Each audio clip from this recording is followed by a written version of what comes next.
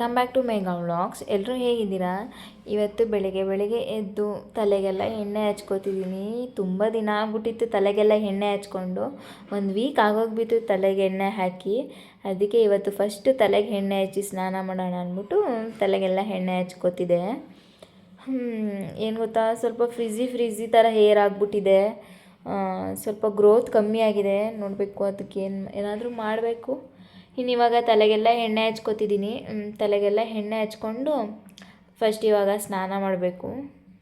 ನಾನು ಯಾವಾಗಲೂ ಏನು ಮಾಡ್ತೀನಿ ಅಂದರೆ, ತಲೆಗೆ ಇವಾಗ ಎಣ್ಣೆ ಹಚ್ಬಿಟ್ಟು ಒಂದು 2 hours ಬಿಡ್ತೀನಿ ಅಷ್ಟೇ. ತಿರ್ಗಿ ನಾನು ಸ್ನಾನ ಮಾಡ್ಕೊಬಿಡ್ತೀನಿ. ಕೆಲವ್ರು ಏನು ಮಾಡ್ತಾರೆ ಗೊತ್ತಾ, ಒಂದಿನ ಫುಲ್ ಬಿಡ್ತಾರೆ ತಲೆಗೆಲ್ಲ ಎಣ್ಣೆ ಹಚ್ಚಿ. ನಾನು ಒಂದಿನ ಎಲ್ಲ ಬಿಡೋಕ್ಕಾಗೋಲ್ಲ. ಯಾಕೆ ಅಂದರೆ ನನಗೆ ಸ್ವಲ್ಪ ಡ್ಯಾಂಡ್ರಫ್ ಆಗಿಬಿಡುತ್ತೆ. ಅದಕ್ಕೆ ನಾನು ಬರೀ 2 hours ಅಷ್ಟೇ ಬಿಡೋದು. 2 hours ಬಿಟ್ಟು ಸ್ನಾನ ಮಾಡ್ಕೊಬಿಡ್ತೀನಿ. ಕೆಲವ್ರು ಹಾಗೆ ಮಾಡಲ್ಲ, 1 day ಫುಲ್ಲೆಲ್ಲ ಬಿಡ್ತಾರೆ. ನನಗೆ ಆ ಥರ ಆಗಲ್ಲ. ಇನ್ನೊಂದು ಏನಂದರೆ, ಹೋದ ಸ್ಯಾಟರ್ಡೇ ನಾನು ವೈಟ್ ಚಿಕನ್ ಬಿರಿಯಾನಿ ರೆಸಿಪಿನ ಅಪ್ಲೋಡ್ ಮಾಡಿದ್ದೆ ಅಲ್ವಾ. ನಾನು ವೈಟ್ ಚಿಕನ್ ಬಿರಿಯಾನಿ ಜೊತೆ ಲಿವರ್ ಪೆಪ್ಪರ್ ಫ್ರೈ ಮಾಡಿದೆ. ಆ ವಿಡಿಯೋನ ನಾನು ನಿಮಗೆ ಅಪ್ಲೋಡ್ ಮಾಡಿರಲಿಲ್ಲ. ಎಂತಕ್ಕೆ ಅಂದರೆ ಆ ವಿಡಿಯೋ ಸ್ವಲ್ಪ ಲೆಂತಿ ಆಗಿಬಿಡುತ್ತೆ ಅಂದ್ಬಿಟ್ಟು ಆ ರೆಸಿಪಿನ ನಾನು ನಿಮಗೆ ಅಪ್ಲೋಡ್ ಮಾಡಿರಲಿಲ್ಲ. ಇವತ್ತು ನಾನು ನಿಮಗೆ ಲಿವರ್ ಪೆಪ್ಪರ್ ಫ್ರೈ ರೆಸಿಪಿನ ಅಪ್ಲೋಡ್ ಮಾಡ್ತೀನಿ. ನಿಜವಾಗ್ಲೂ ತುಂಬ ಚೆನ್ನಾಗಿತ್ತು ಆ ರೆಸಿಪಿ. ಇವತ್ತು ಏನೇನು ಇಗ್ತಿದೆ ಅಂತ ಬೆಳಗ್ಗೆಯಿಂದ ತೋರಿಸ್ಬಿಟ್ಟು ನಾನು ಅದು ಲಿವರ್ ಪೆಪ್ಪರ್ ಫ್ರೈ ರೆಸಿಪಿನ ಅಪ್ಲೋಡ್ ಮಾಡ್ತೀನಿ. ನಿಜವಾಗ್ಲೂ ತುಂಬ ಚೆನ್ನಾಗಿರುತ್ತೆ. ನೀವು ಒಂದು ಸಾರಿ ಟ್ರೈ ಮಾಡಿ. ಇವಾಗ ತಲೆಗೆಲ್ಲ ಎಣ್ಣೆ ಹಚ್ಚು. ಇವಾಗ ಫ್ರೆಶ್ ಅಪ್ ಆಗಬೇಕು. ಫ್ರೆಶ್ ಅಪ್ ಆಗಿ ಬರ್ತೀನಿ, ಓಕೆನಾ? ಇನ್ನಿವಾಗ 2 days ಬ್ಯಾಕೆ ನಾನು ಬಟ್ಟೆ ಎಲ್ಲ ಒಗ್ದು ಒಣಗಾಕಿದೆ. ಏನು ಗೊತ್ತಾ, ಇವಾಗ ಸ್ವಲ್ಪ ಮಳೆಗಾಲ ಅಲ್ವಾ, ಬಟ್ಟೆ ಒಣಗೋದೇ ಇಲ್ಲ ಬೇಗ. ಇನ್ನು ನಾನು ಎಲ್ಲ ಬೆಳಗ್ಗೆನೇ ಅಂದರೆ ಮಧ್ಯಾಹ್ನ ಸ್ನಾನ ಮಾಡಿಕೊಂಡು ಸ್ವಲ್ಪ ಹೊತ್ತು ಮಲಗಿದ್ದು. ಇವಾಗ ತಡಿ ಬಟ್ಟೆ ಎಲ್ಲ ಎತ್ಕೊಳ್ಳೋಣ. ಇವತ್ತು ಸ್ವಲ್ಪ ಒಣಗಿದೆ ಅನ್ನಿಸ್ತು, ಅದಕ್ಕೆ ಎತ್ಕೋತಿದ್ದೆ. ಏನಂದರೆ ಇವಾಗ ಮಳೆಗಾಲ ಅಲ್ವಾ, ಬೇಗ ಒಣಗೋದಿಲ್ಲ ಬಟ್ಟೆ. ಆಮೇಲೆ ಏನಂದರೆ ನಮ್ಮ ಮನೇಲಿ ನೆರಳಲ್ವಾ, ನೆರಳಿಗೆ ಇನ್ನೂ ಒಣಗೋದಕ್ಕೆ ತುಂಬ ಲೇಟಾಗುತ್ತೆ. ಅದಕ್ಕೆ ಇವಾಗ ಬಟ್ಟೆ ಎಲ್ಲ ಎತ್ಕೊಳ್ಳೋಣ ಅಂದ್ಬಿಟ್ಟು ಎತ್ಕೋತಾ ಇದ್ದೆ. 2 days ಆಗಿತ್ತು ಆಲೇ ಬಟ್ಟೆ ಒಗ್ದು ನಾನು ಒಣಗಾಕಿ. ಇವತ್ತು ನೋಡಿ ಒಣಗಿದೆ. ಇವಾಗ ಎತ್ಕೋತಿದ್ದೀನಿ. ಇವತ್ತು ನಮ್ಮ ಪುಟ್ಟನೇ ಚಿಕನ್ ತಂದಿದ್ರು ಅಲ್ವಾ. ಅವ್ರು ಏನು ಮಾಡಿದ್ದಾರೆ ಅಂದರೆ, ಈಲಿ ಗುಂಡ್ಕಾಯಿ ಎರಡನ್ನೂ ಕೂಡ ಹಾಕಿಸ್ಕೊಂಡು ಬಂದಿದ್ದಾರೆ. ಇಲ್ಲಿ ಅರ್ಧ kg ಅಷ್ಟೇ ಹಾಕಿಸ್ಕೊಂಡು ಬಂದಿದ್ದಾರೆ. ಯಾಕಂದರೆ ನಾವಿಬ್ಬರೇ ಇದ್ದೀವಿ ಅಲ್ವಾ, ಅದಕ್ಕೆ. ನೀವು ಸಪ್ರೇಟ್ ಕೂಡ ಮಾಡ್ಕೊಳ್ಬೋದು ಎರಡೂ. ಚೆನ್ನಾಗಿ ತೊಳ್ಕೊಂಡು ಇಟ್ಕೊಳ್ಳಿ. ಚೆನ್ನಾಗಿ ತೊಳ್ಕೊಂಡಿದ್ದೀನಿ ಕೂಡ ಇವಾಗ ಒಂದು ಪಾತ್ರೆನ ಇಟ್ಟು ಸ್ವಲ್ಪ ಎಣ್ಣೆನ ಹಾಕ್ಕೊಳ್ಳಿ. ಈರುಳ್ಳಿ ಫ್ರೈ ಮಾಡ್ಕೊಳ್ಳೋದಕ್ಕೆ ಎಷ್ಟು ಎಣ್ಣೆ ಬೇಕೋ ಅಷ್ಟು ಮಾತ್ರ ಹಾಕ್ಕೊಳ್ಳಿ. ಎಣ್ಣೆ ಕಾದಿದ್ದಾದಮೇಲೆ ಒಂದು 5 ಮೆಣಸಿನ್ಕಾಯಿನ 2 ಭಾಗ ಮಾಡಿ ಇಟ್ಟು ಹಾಕ್ತಿದ್ದೀನಿ ನಾನು. ಇವಾಗ ಒಂದು ದೊಡ್ಡ ಸೈಜ್ ಈರುಳ್ಳಿನ ಕಟ್ ಮಾಡಿ ಹಾಕೋತಿದ್ದೀನಿ. ನೀವು ಚಿಕ್ಕದಿದ್ದರೆ 2 ಹಾಕ್ಕೊಳ್ಳಿ. ನಾನು ದೊಡ್ಡ ಸೈಜ್ ಇರೋದ್ರಿಂದ 1 ಹಾಕೋತಿದ್ದೀನಿ. ಮೀಡಿಯಮ್ ಸೈಜಾಗಿ ಕಟ್ ಮಾಡಿ ಹಾಕಿ, ಏನು ಪರವಾಗಿಲ್ಲ. ಇವಾಗ ಸ್ವಲ್ಪ ಕರಿಬೇವಿನ ಎಲೆ ಹಾಕ್ತಿದ್ದೀನಿ. ಇವಾಗ ಇಷ್ಟನ್ನು ಸ್ವಲ್ಪ ಈರುಳ್ಳಿ ಕಲರ್ ಚೇಂಜ್ ಆಗೋವರೆಗೂ ಫ್ರೈ ಮಾಡ್ಕೋತಿದ್ದೀನಿ ನಾನು. ಈರುಳ್ಳಿ ಸ್ವಲ್ಪ ಕಲರೆಲ್ಲ ಚೇಂಜ್ ಆಗಿದ್ದಾದಮೇಲೆ ಒಂದು ಸ್ವಲ್ಪ ಅರಿಶಿಣದ ಪುಡಿನ ಕೂಡ ಹಾಕ್ಕೊಳ್ಳಿ. ಸ್ವಲ್ಪ ಹಾಕ್ಕೊಳ್ಳಿ ಸಾಕು. ಈಗ ಇನ್ನೊಂದು ಸರ್ತಿ ಫ್ರೈ ಮಾಡ್ಕೊಳ್ಳಿ. ಅರಿಶಿಣದ ಪುಡಿ ಎಲ್ಲ ಮಿಕ್ಸ್ ಆಗಬೇಕು ಈರುಳ್ಳಿಗೆ, ಆ ಥರ ಫ್ರೈ ಮಾಡ್ಕೊಳ್ಳಿ. ನೋಡಿ ಇವಾಗ ಈಗಲೂ ಕೂಡ ಇನ್ನೊಂದು ಸ್ವಲ್ಪ ಈರುಳ್ಳಿ ಕಲರ್ ಚೇಂಜ್ ಆಗಬೇಕು, ಅಲ್ಲಿವರೆಗೂ ಫ್ರೈ ಮಾಡಿದಾದಮೇಲೆ 1 ಸ್ಪೂನಷ್ಟು ಶುಂಠಿ ಬೆಳ್ಳುಳ್ಳಿ ಪೇಸ್ಟ್ನ ಹಾಕಿ ಇನ್ನೊಂದು ಸರ್ತಿ ಫ್ರೈ ಮಾಡ್ಕೊಳ್ಳಿ. ಇನ್ನೊಂದು 1 minute ಫ್ರೈ ಮಾಡ್ಕೊಳ್ಳಿ.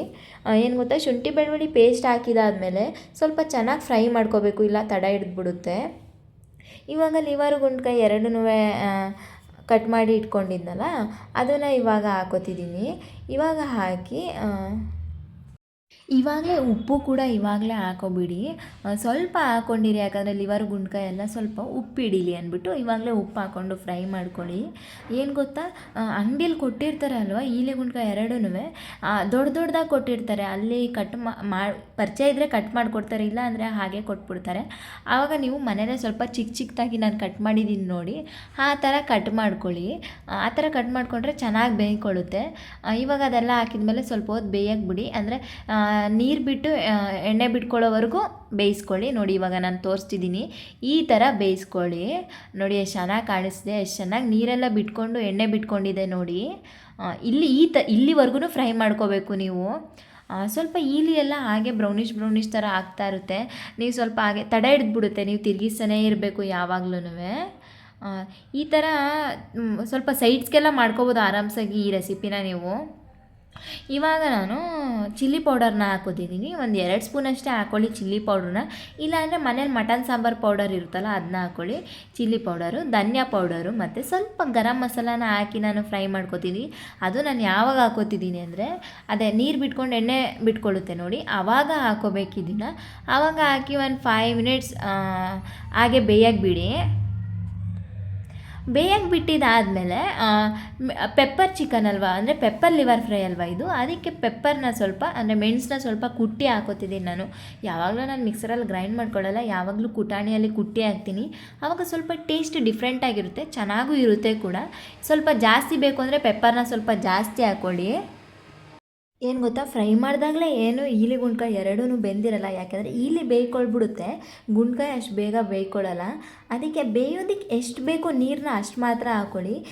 ಬೇಕಾದ್ರೆ ನೀವು ಹಾಗೇನೂ ಒಂದು ಸ್ವಲ್ಪ ಜಾಸ್ತಿ ನಿಮಿಷ ಫ್ರೈ ಮಾಡ್ಕೊತೀನಿ ಅಂದರೆ ಹಾಗೇನೂ ಫ್ರೈ ಮಾಡ್ಕೋಬೋದು ನೀವು.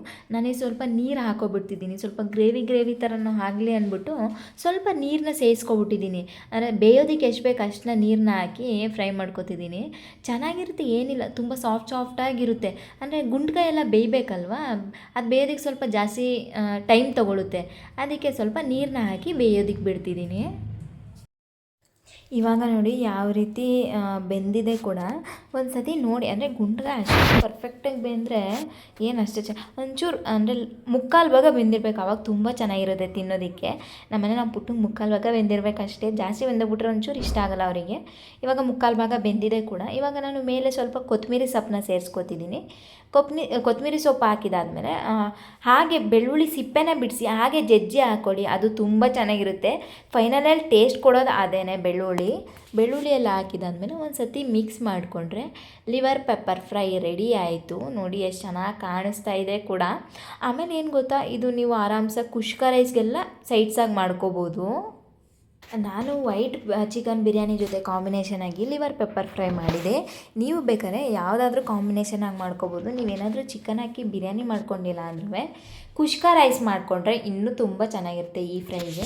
ಇಲ್ಲಾಂದರೆ ಏನಾದ್ರು ಸ್ನ್ಯಾಕ್ಸ್ ರೀತಿನಾದರೂ ನೀವು ಮಾಡಿ ಕೊಡ್ಬೋದು, ತುಂಬ ಚೆನ್ನಾಗಿರುತ್ತೆ. ಇಲ್ಲ ಚಪಾತಿ, ಪೂರಿ, ಪರೋಟ, ಅಕ್ಕಿ ರೊಟ್ಟಿಗಳ ಜೊತೆ ಎಲ್ಲ ಅದಕ್ಕೂ ಮಾಡ್ಕೋದು ಲಿವರ್ ಪೆಪ್ಪರ್ ಫ್ರೈನ, ಚೆನ್ನಾಗಿರುತ್ತೆ. ನಮ್ಮ ಪುಟ್ಟಗಂತೂ ತುಂಬ ಇಷ್ಟ ಆಯಿತು. ಏನು ಗೊತ್ತಾ, ಅವರು ಈ ಥರ ಎಲ್ಲ ಇಷ್ಟಪಡ್ತಾರೆ. ಅಂದರೆ ಲಿವರ್ ಪೆಪ್ಪರ್ ಫ್ರೈ ಅಷ್ಟಿನಿಂದ ಕೇಳ್ತಿದ್ರು ಮಾಡಿಕೊಡಿ ಅಂತ. ನಾನು ಮಾಡಿಕೊಟ್ಟೇ ಇರಲಿಲ್ಲ, ಬರೀ ಚಿಕನ್ನೇ ತರಿಸಿ ಮಾಡಿಬಿಡ್ತಿದ್ದೆ.